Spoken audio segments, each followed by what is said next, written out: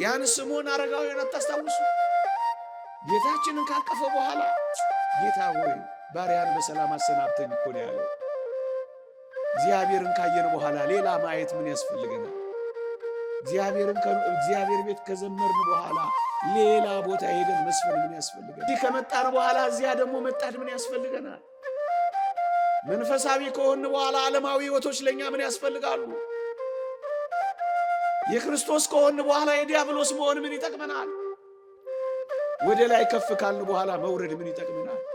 አልዓዛርን አሁን ማን ይጠቅማል ብሎ ያስበዋል? እናንተ ዳዮ ነው ሰው የማያውቀው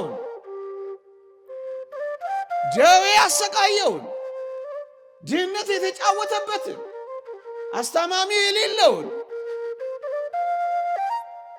ይህ አልዓዛር ይጠቅማል ብላችሁ ታስቡ ነበር?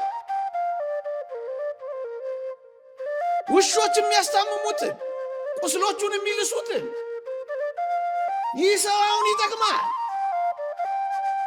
ከኛ መካከል እንደዚህ ይሆናል። በድህነት ላይ ደዌ፣ በደዌው ላይ አስተማሚ ማጣት፣ አስተማሚ በማጣት ላይ የውሾች መከበብ። አሁን ይህ ሰው ይጠቅማል ብላችሁ ታስባላችሁ? ግን በእርግጠኝነት ይህ ሰው የሚጠቅምበት ቀንና ቦታ አለ ወገኖቼ። እናንተን ለማጽናናት አንጀታችሁንም ለመብላት ፈልጌ አይደለም። አንድ አስደናቂ እውነት ግን መንገራችሁ፣ በዚህ ምድር ጠቃሚዎች ሆነን እንኳን ባንጨርስ በሰማዩ የእግዚአብሔር ቤት ግን በጣም ጠቃሚዎች ነው የምንሆነው። ዝነኛ የምንሆንበት ጊዜ አለ። ተፈላጊ የምንሆንበት ጊዜ አለ። ምርጥ የምንሆንበት ጊዜ አለ።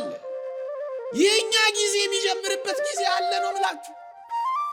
የግድ እዚህ ምድር ላይ የግድ አሁን አትበሉ ነው ምላችሁ። አልዓዛር ዕውቅናው በጣም የጨመረው፣ ዝናው በጣም የታወቀው፣ ተፈላጊነቱ አንቱ አንቱ መባሉ የጀመረው ሲሞት ነው። ይልቁንም ክርስትና እንደዛ ነው። ሲቀበር ነው ዛፍ የሚሆነው፣ ሲሞት ነው የሚጠቅመው።